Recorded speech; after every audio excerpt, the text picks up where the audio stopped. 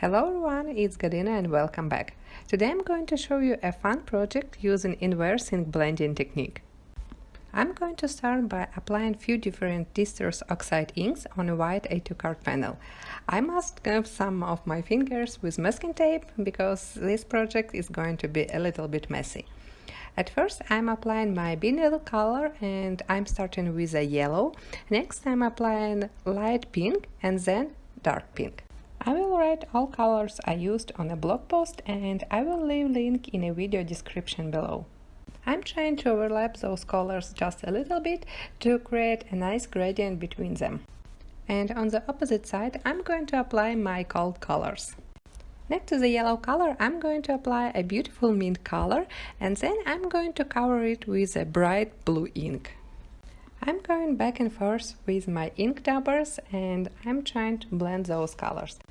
Distress oxides are hybrid inks and that means they can be blended easily because of pigment in their formula.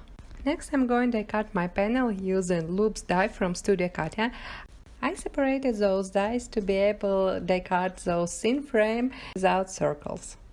But today in my project I'm going to use those both dies. So I'm placing the main panel die on my card background and I'm going to run it through my die cutting machine. And after die cutting, those little circles stayed inside of the die and I'm going to pop out them with my pick tool. Now I'm going to attach my ink blended card background on an A2 card base. I'm attaching it with a liquid glue and next I'm going to adhere my circles. But I'm going to attach them on opposite sides, so I'm going to create my inverse ink blended background.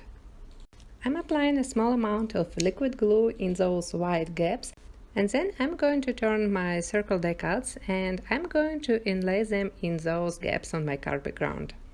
To embellish my card, I'm going to cut out a fancy frame. For this frame I'm going to use a silver glitter cardstock and I'm running it through my die cutting machine.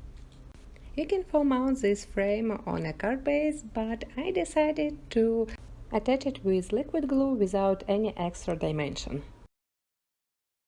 Now I can move on to my stamping. I'm going to use a beautiful floral stamp set from Studio Katia. It calls You're So Sweet stamp set and I will use only one flower from this set. I'm stamping my flowers with Magenta black ink because I'm going to color my flowers with alcohol-based markers. So I'm stamping those 3 flowers on a white smooth paper and then I'm going to die cut out those flowers with coordinating dies. On those flowers I decided to make inverse coloring too and I'm going to use cold colors on the top of each flower and warm pink colors on the bottom. I'm starting with my lightest shade of pink color and then I'm applying my darkest shade. I'm making just a simple shading on those flowers because I don't want to spend a lot of time on coloring because I have 2 more flowers. So I'm making just a quick coloring with 4 markers. After my coloring is done, I'm going to foam mount my flowers on a card base. I put a small foam tape on back of my flowers and I'm placing them in the center.